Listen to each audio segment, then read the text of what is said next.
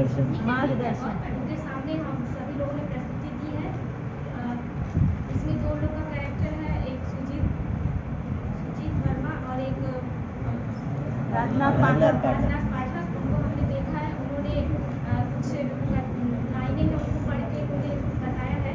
इसमें कुछ क्लियर नहीं हुआ है कि कौन क्या व्यक्ति है, बस कहा गया है कि कोई जा रहा है, हमें कोई देख नहीं रहा है, हमसे कोई पूछ नहीं रहा है, और ये सब चीज़ें बताई गई हैं। और उनका जो भाव है वो अच्छा है, लेकिन वो और भी खुल के बोल सकते थे, ऐसा मेरा कहना है।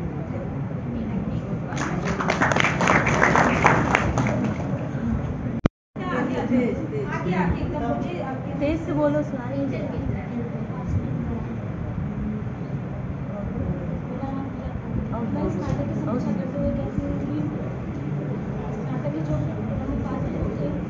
सुजीत कुमार और राजनाथ पाठक, उन्होंने अच्छा प्रयास किया, लेकिन इस नाटक को पूरी तरीके से अच्छे से दर्शाने का प्रयास नहीं कर पाए।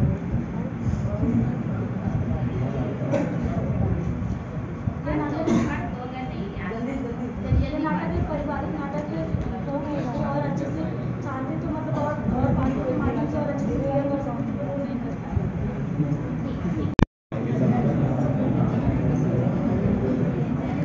आपका बढ़िया रोल एक चीज मैं इसमें बता दूं आप लोगों को, इसमें हमने और पात्रों को दिया नहीं था। ये दोनों नैरेटर थे जो बखूबी नैरेटर के सीन को नैरेट कर रहे थे। पूरे नाटक के जो 6 नाटक थे उनकी स्थितियों को वो अपने नैरेशन में करेंगे। कुछ भी अनिश्चित, सब कुछ अनिश्चित है, कुछ भी निश्चित है। दोनों पात्रों के संवाद की प्रस्तुति अच्छी थी। संवाद प्रस्तुत करते समय पात्रों के चेहरे से भाव लगता है कि वह इस नाटक को झेल तथा उस नाटक को अच्छे से महसूस कर पा रहे हैं। संवाद प्रस्तुति के समय दोनों पात्र राजनाथ और सुजीत में आत्मविश्वास भरा हुआ था।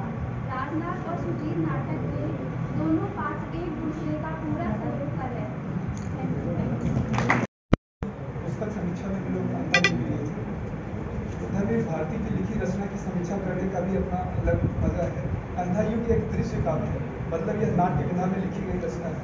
अंधायुग का कथानक महाभारत युद्ध के समाप्ति काल से शुरू होता है। अब तक महाभारत पर काफी साहित्य लिखा जा चुका है, जिसमें से अंधायुग उन सब में अलग है। अंधायुग से मनुष्य की भावनाओं का सजीव चित्रण किया गया है।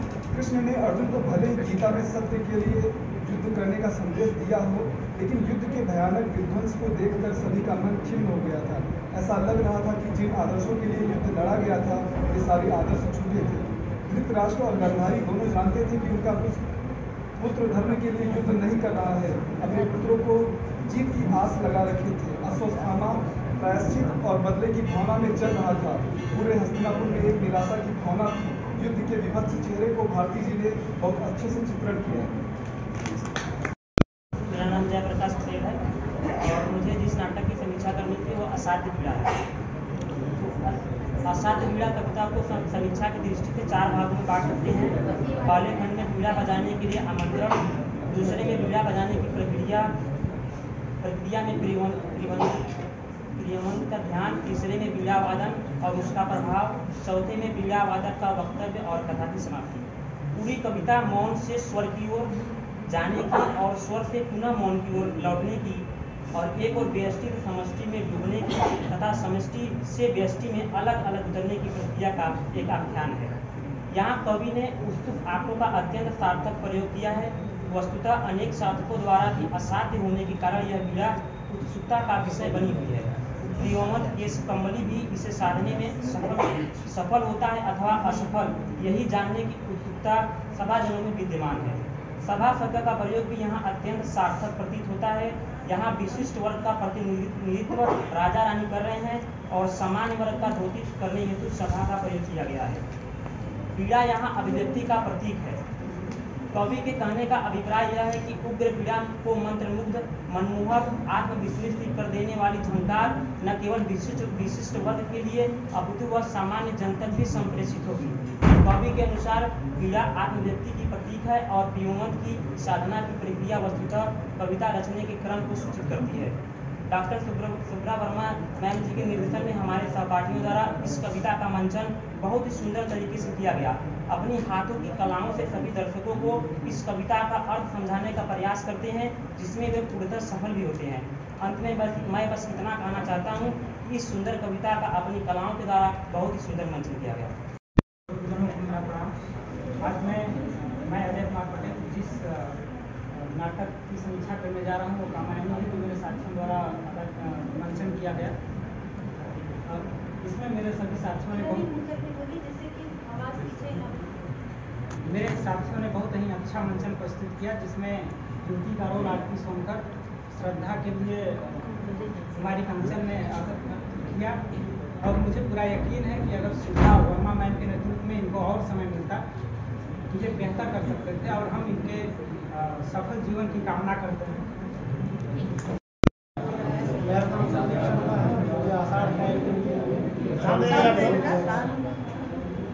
का एक दिन के नाटक के प्रमुख पात्र मल्लिका के रूप में जीनत सिद्दीकी, पूजा और कनीसा रहा, अंबिका के रूप में सैयद श्रीवास्तव और कालिदास के रूप में अजय कुशवाहा जय, देवेंद्र पाल, मोहन और कर्रेश, विलोम के रूप में अमरजीत यादव।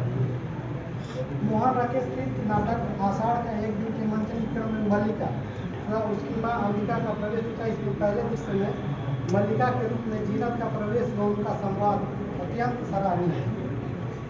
वह अपने हाव भाव से अपनी मां मल्लिका यानी कि से आषाढ़ का पहला दिन के बारे में चर्चा कर रही है। शेष मल्लिका के भाग को पूछा तथा तनिषा बहुत ही सुंदर ढंग से अपना प्रस्तुति देकर दर्शक के समक्ष अपना साथ छोड़ती है।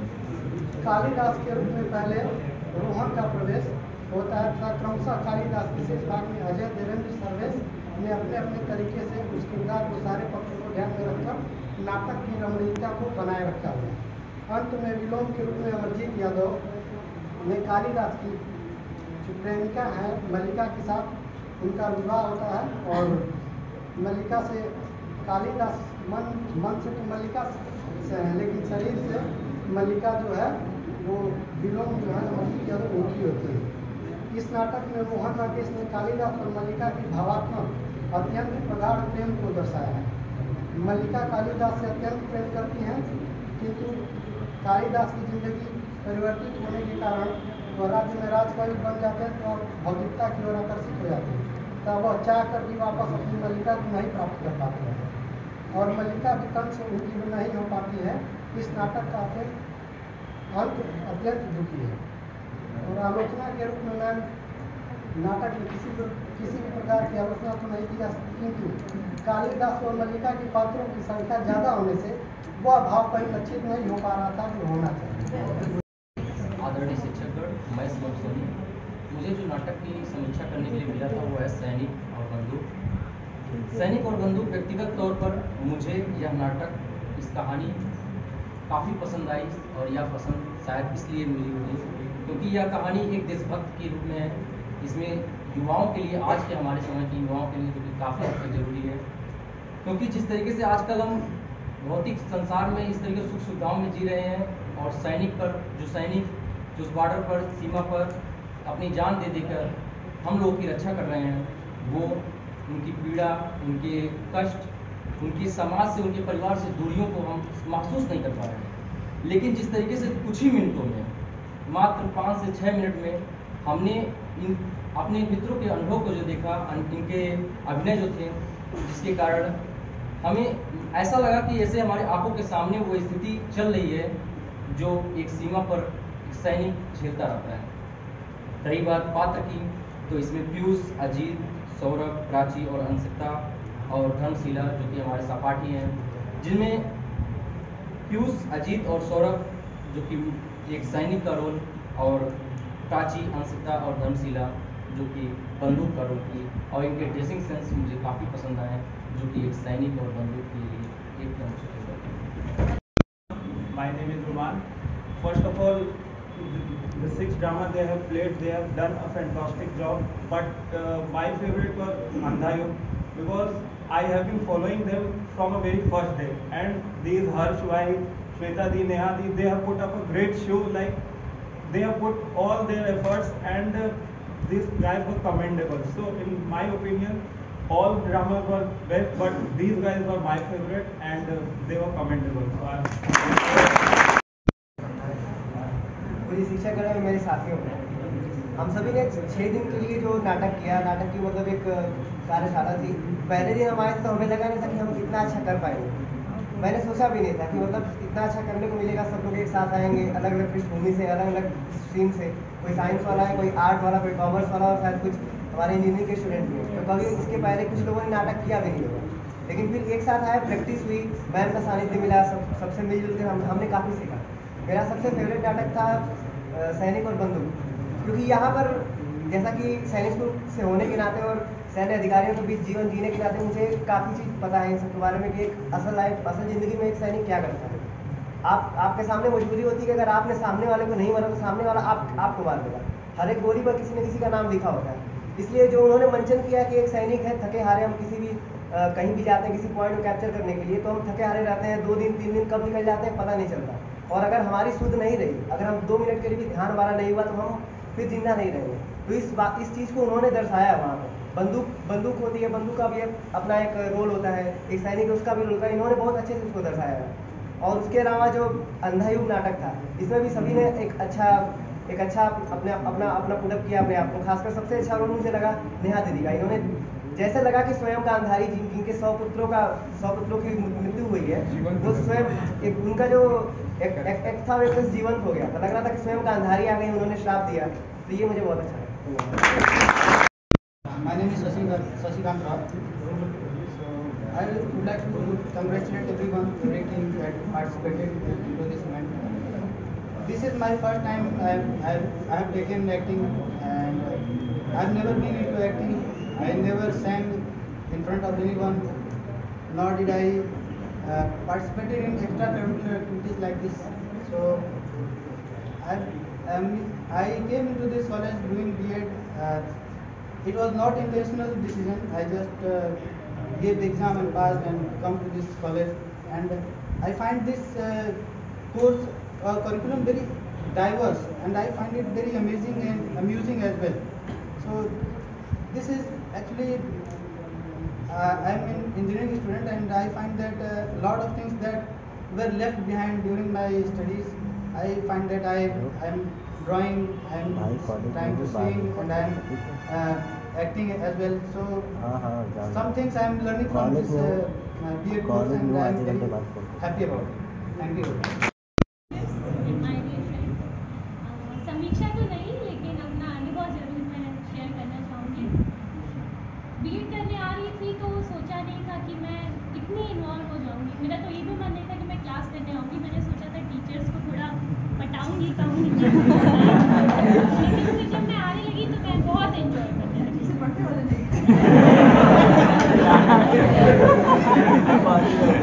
स्वीट होना थोड़ा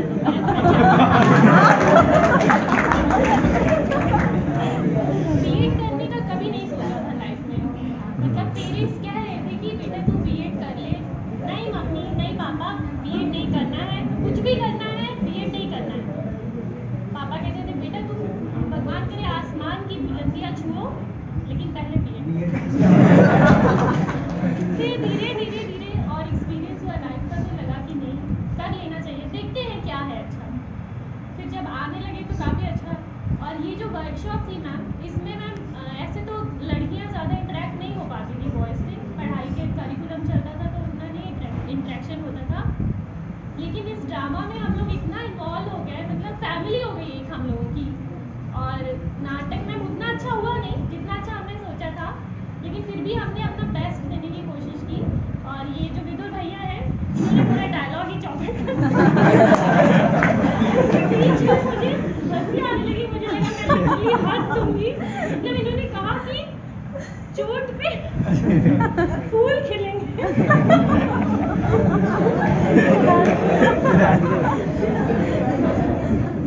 फिर मैंने जैसे कंट्रोल कर ली हंसी।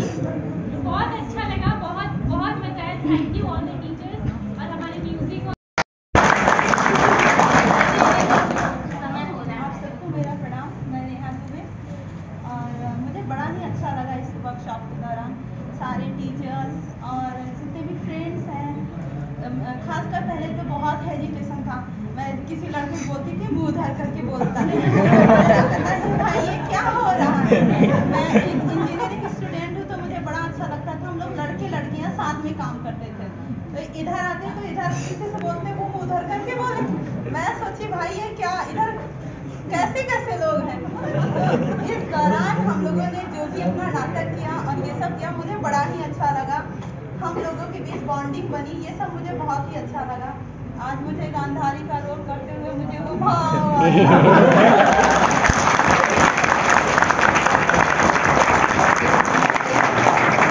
अध्यात्म बहुत अच्छा लगता है। और मेरे यहाँ मेरे दादाजी हैं जो कि प्रिंसिपल रह चुके हैं, तो मेरे घर में हर एक बैकग्राउंड मतलब सब, कोई सीए की पढ़ाई कर रहा है, कोई बैंकिंग की, कोई मैनेजर की, कोई क्या, मतलब उसमें सब लोग बन गए। जब मेरी शादी अभी बहुत दिन नहीं हुई, अभी 5 जून को ही साल भर नहीं हुआ है, तो मेरे दादाजी मुझे बुलाए। उन्होंने कहा बेटा मैं चाहती तू बीएड कर ले। हमने कहा अच्छा ठीक है दादाजी, मैं आपके आशीर्वाद को स्वीकार करती हूँ और मैं बीएड जरूर करूँगी। बोले हाँ मैं टीचर रहा हूँ, इधर तो कोई बच्चा टीचर नहीं बनना चाह रहा, तू बन के दिखाओ।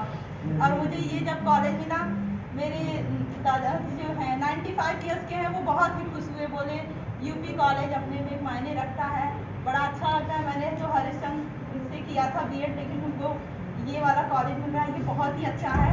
जब मस्ती से आनंद से पढ़ाई के साथ अपना बीएड करो, अपने गुरुओं का सम्मान करना, सबके साथ मिल के रहना, अच्छे मार्क्स ले आना, मेरा नाम रोशन करना। मैंने कहा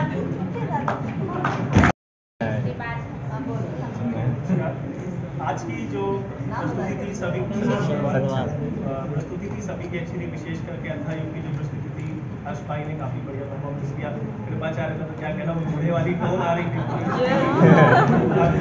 कृष्ण जी का बहुत अच्छा रोल, और गांधारी जी की तालियां तो सभी लूटी चुकी है वो पहले ही दोनों लोग। और गोली वाले क्या नाटक का नाम था मैं भूल रहा हूँ, सैनिक और बंदूक, इनकी प्रस्तुति भी काफी अच्छी थी, सभी ने अच्छा परफॉर्मेंस किया अपना। और कामायनी में अनुराग भाई की आवाज में फ्रस्ट्रेशन लग रहा था कि बेचारे अकेले हैं काफी नजदीक में, और काफी अच्छी प्रस्तुति थी। बाबा दोनों एकदम बाबा वाले रोल में थे, आपको ज्ञान है पूरा। और विशेष तौर पर मतलब काफी अच्छा लगा इस वर्कशॉप में, तीनों वर्कशॉप हुई, कला वाली हुई, संगीत वाली हुई, नाटक वाली हुई, काफी सीखने को थी। मैम ने काफी चीजें सिखाई थी, हालांकि उतने अच्छे से हम लोग शायद प्रेजेंट नहीं कर पाए, लेकिन फिर भी मैम के आशीर्वाद से चीजें ठीक हुई। सर ने काफी गाइड किया। और उसके बाद हमारे ग्रुप में ज्योति जी थी, जो एक तरीके से हम लोग उनको हेड मिस्ट्रेस बुलाने लगे थे, क्योंकि वो हम लोग को गाइड कर रही थी एक तरीके से। और ये वर्कशॉप इस तरीके से हुई। और बीएड के लिए तो ये ख्याल आ रहा है, जैसे मिर्जापुर में एक डेवलप था, मजबूरी में शुरू किए थे पर अब मजा आ रहा है।